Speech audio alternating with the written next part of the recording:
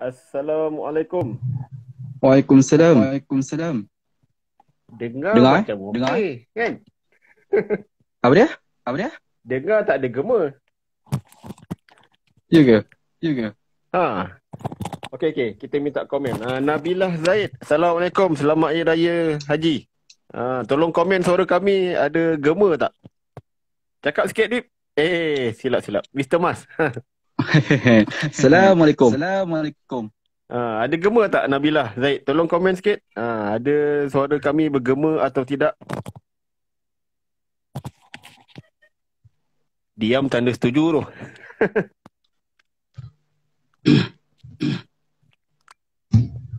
Pasal tak dengar pula gema. Okey je dengar.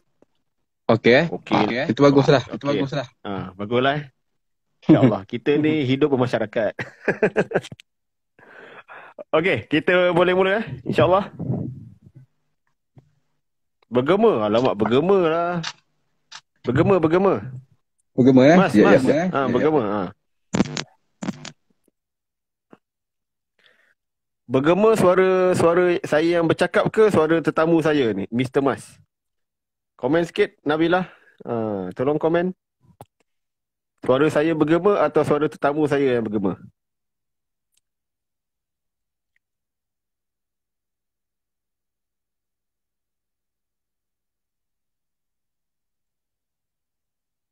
Hello?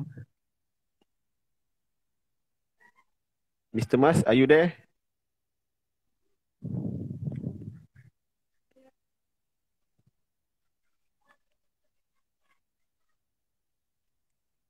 Suara tetamu suara Mr. Mas lah. Suara Mr. Mas bergema lah.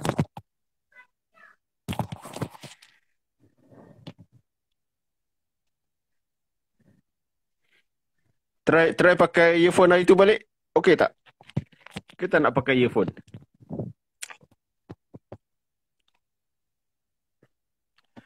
No Iman. Kami sesi baca buku seram bab kedua. Buku Saka Cincin Long Esah.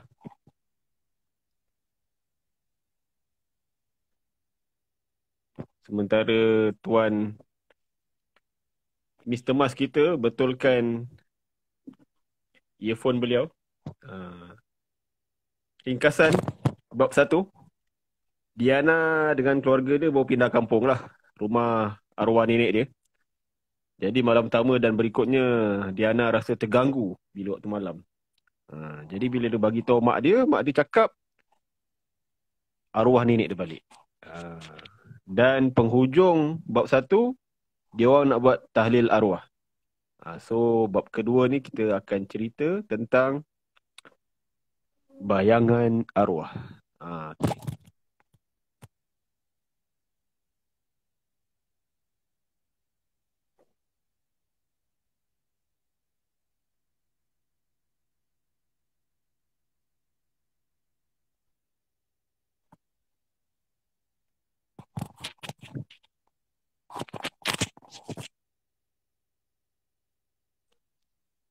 So buku ni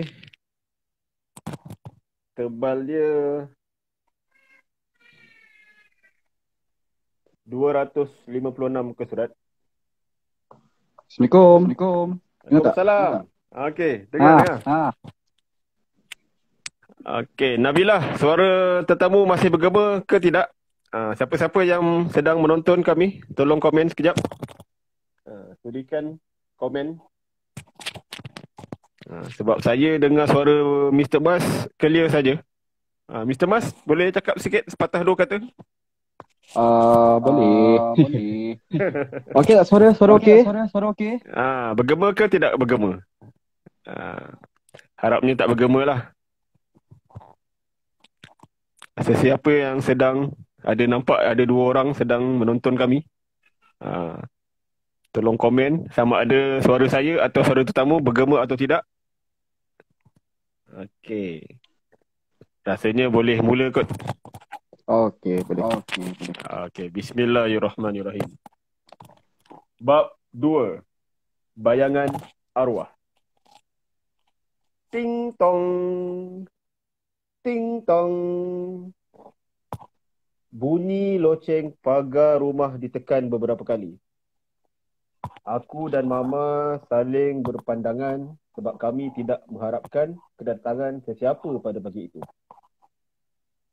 Siapa yang datang tu, Mama? Aku menyoal walaupun jelas Mama tidak tahu. Mama segera mencapai tudung hitamnya yang sedia tergantung di belakang pintu. Mama menyarung tudung tersebut yang labuhnya menutup seluruh dadanya. Aku menurut langkah Mama ke ruang tamu. Dari celah langsir pintu kaca gelongsor, aku nampak susuk seorang wanita sedang tercegat menunggu di luar pintu pagar. Dari dalam rumah, sayup-sayup aku terdengar dia memanggil. Esa, Esa, aku datang ni. Mama membuka pintu dan mendapatkan wanita tua itu dan daripada raut wajah serta pakaiannya, aku mengagak umurnya dalam lingkungan 70-an ke 80-an. Makcik cari siapa? Tanya Mama kepada wanita tua itu yang memandang Mama bersama senyuman manisnya. Senyumannya itu turut menampakkan barisan gigi yang jarang-jarang. Penampilannya pula dengan bertudung coklat gelap, berbaju serungkai kapas, motif bunga Inggeris, berkain batik dan berselipar Jepun. Kau ni Ros, kan? Tanya wanita tua itu sambil tudungnya yang sedikit sengit dibetulkan semula kedudukannya. Ya, saya. Tapi makcik cari siapa ya? Pertanyaan Mama itu menunjukkan yang Mama tidak dapat mengecam siapa pemilik wajah yang berdiri di hadapan itu. Ini makcik dah, bidan senah. Masa mak kau bersalin kat kau dulu, makcik yang menyambutnya. Jar wanita tua itu dengan penuh bangga.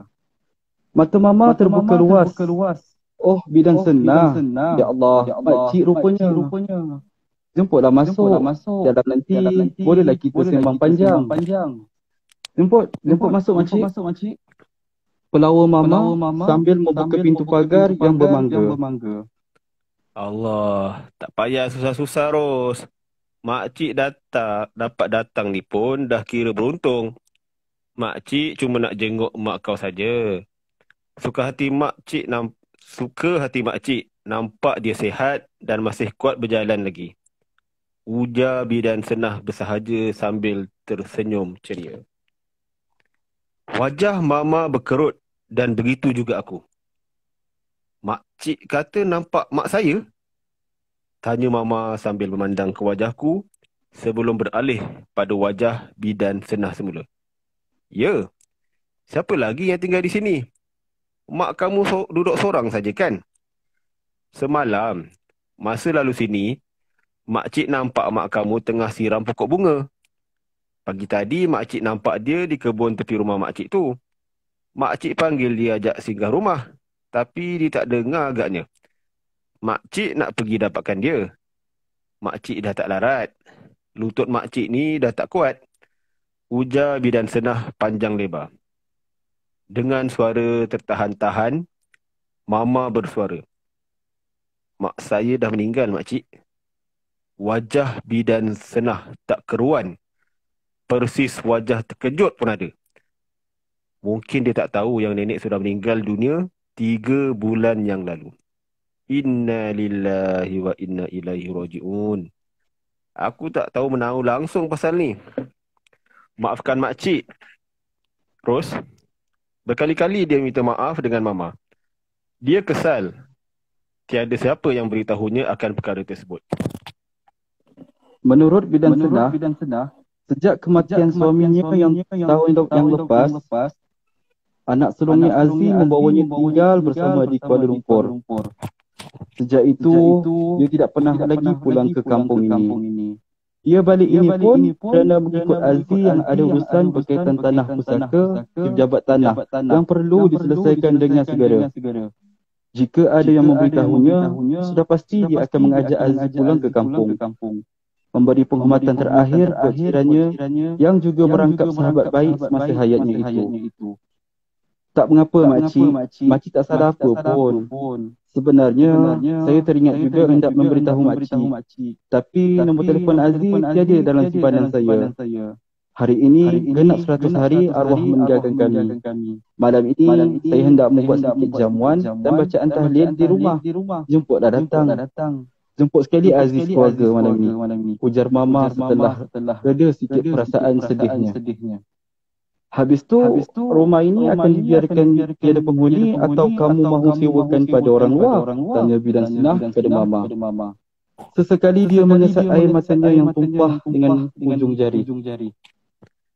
Sekarang, sayalah yang menetap di sini. Arwah mak tak kasih saya jual rumah ni pada sesiapa. Jawab Mama.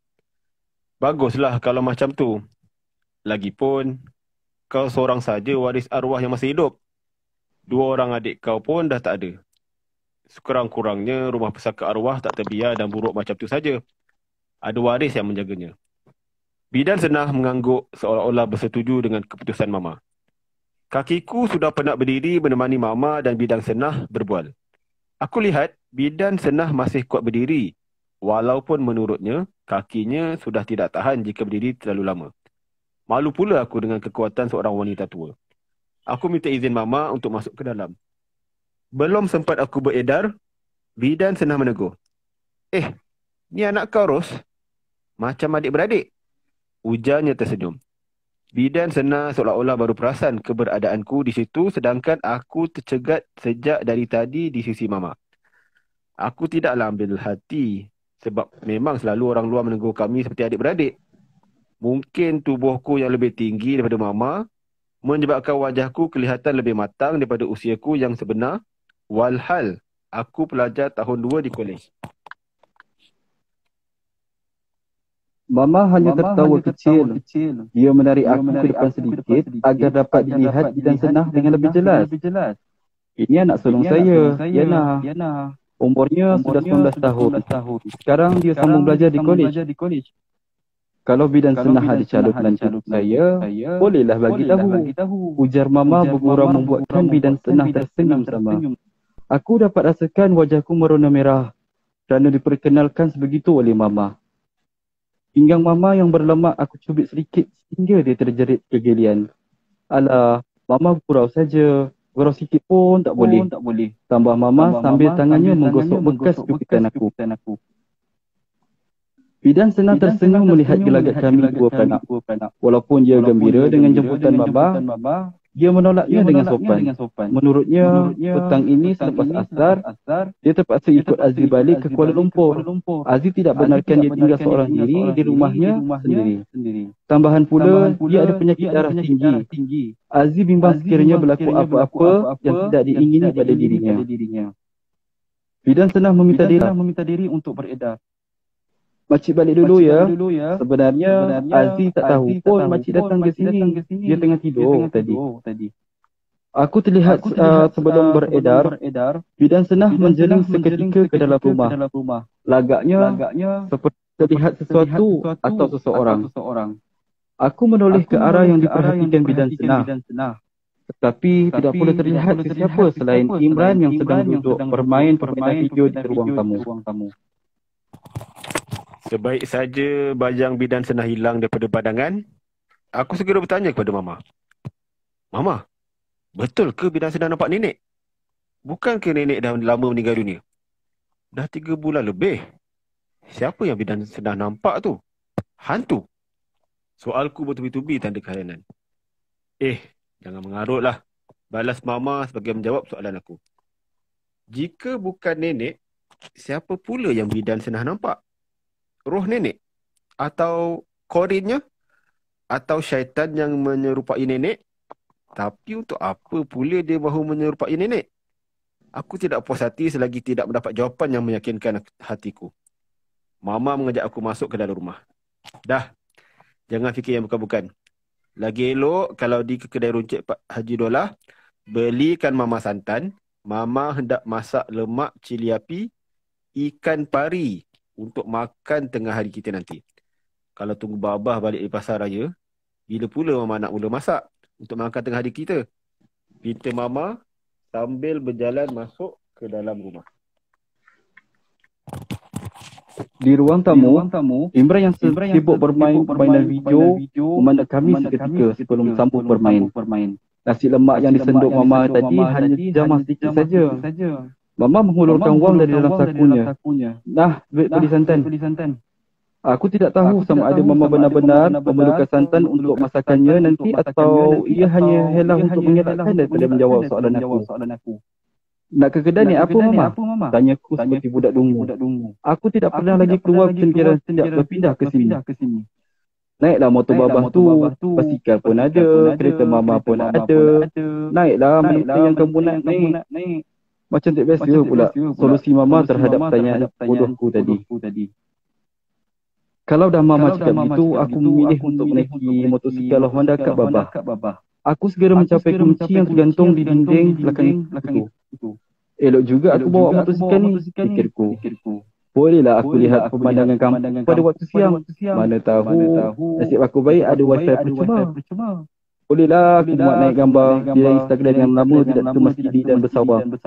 Mengharapkan personal hotspot Babah, berapa kali sangatlah aku dapat online. Itu pun sekadar berbalas WhatsApp dengan kawan-kawan kolej. Aku membawa motosikal berhati-hati sambil cuba mengingat jalan ke kedai runcit Haji Lola. Hanya lebih kurang 300 meter dari rumah nenek. Sebaik tiba, aku segera mencari mesin pemarut kelapa. Kedai runcit itu tidaklah sebesar mana. Barang mereka yang terdesak bagi mendapatkan barang keperluan harian. Walaupun begitu, aku tetap bangga melihat bangsaku yang mengusahakan perniagaan runcit bersifat komuniti seperti itu. Dan bukannya pendatang dari Bangladesh atau orang Aceh seperti mana yang biasa aku lihat di taman perumahan aku dulu. Bang, nak kelapa parut sebiji? Ujarku kepada pembantu kedai.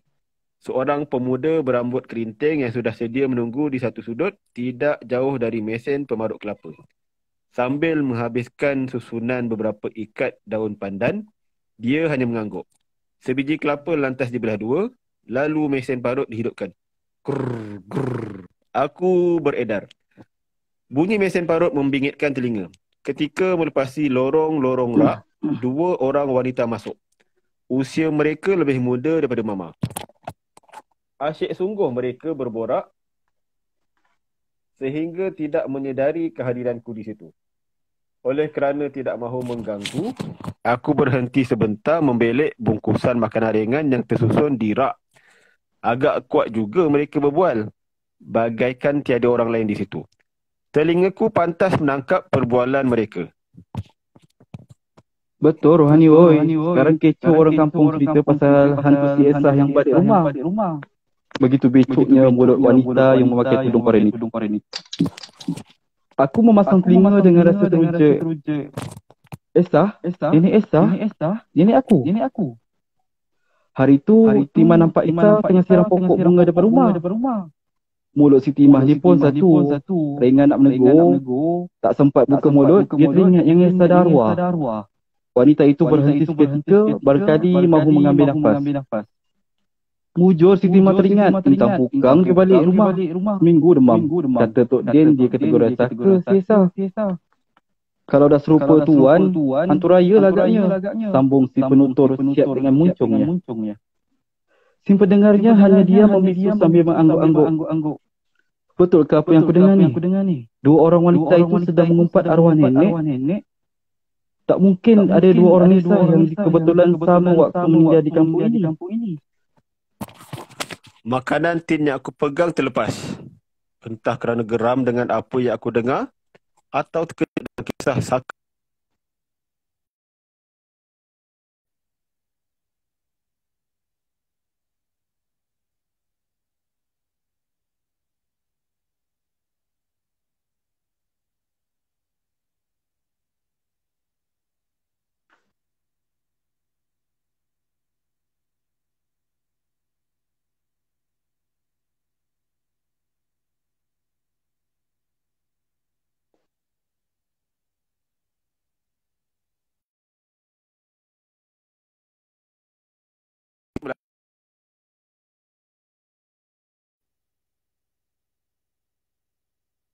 Ia memarahi kawannya yang masih tidak berhenti ketawa kerana berasa lucu. Sudahlah tu Rohani, penat dah aku ni. Engkau tu Som, teruk sangat latahnya, ujar Makcik Rohani. Aku melemparkan senyuman ke arah Makcik Rohani dan Makcik Som sebagai tanda perkenalan. Mereka berdua memandang aku dengan keheranan. Lagak mereka seolah-olah ternampak makhluk asing masuk ke kampung. Pelik sangat ke aku ni? Makcik Ros memecahkan buntu dengan melemparkan soalan kepadaku. Engkau ni anak siapa? Tak pernah nampak pun sebelum ni. Saya anak Ros, jawabku ringkas. Takkan mereka tak kenal mama aku? Orang kampung yang berasal dan dibesarkan di sini. Cuma mama telah tidak pulang ke kampung. Ini tanpa aku ketahuinya. Sebabnya hinggakan aku sendiri pun tidak mengenali arwah nenekku. Ros, kau duduk mana? Tanya makcik yang melatah itu pula.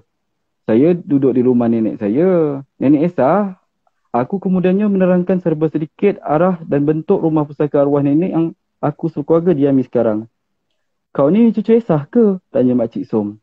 Dahinya berkerut dan wajahnya berubah. Serius. Aku mengangguk sambil menghulurkan tangan untuk bersalam dengan mereka sebagai tanda hormat terhadap orang yang lebih tua. Namun, Makcik Rohani dan Makcik Som tidak menyambut hulur tanganku. Mereka berdua hanya berpandangan sesama sendiri. Tanpa berlengah dan dengan langkah yang tergesa-gesa, mereka keluar dari kedai runcit Haji Dolah itu. Mari Rohani, kita balik, ujar Makcik Som. Haji, tak jadilah kami membeli di kedai Haji hari ini. Esok-esoklah kami datang, ujar Makcik Rohani yang tidak banyak cakap dari tadi. Pakcik berkopiah putih yang duduk di kaunter bayaran hanya menggeleng-gelengkan kepala melihat telatah kedua-dua pelanggannya itu. Aku masih terpinga-pinga tidak tahu apa puncanya. Salah ke aku? Seketika kemudian, aku dengar pembantu kedai menjerit ke arahku. Dek, kelapa parut siap. Okey, settle, Dek. Alright, bab start 2 dah settle.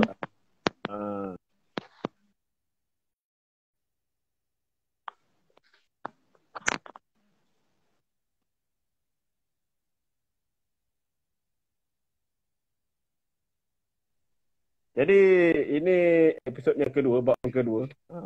Apa nama, Diana pergi beli barang lah nak kenduri. Last week, diorang apa nama pindah ke kampung, ke rumah pusaka nenek dia.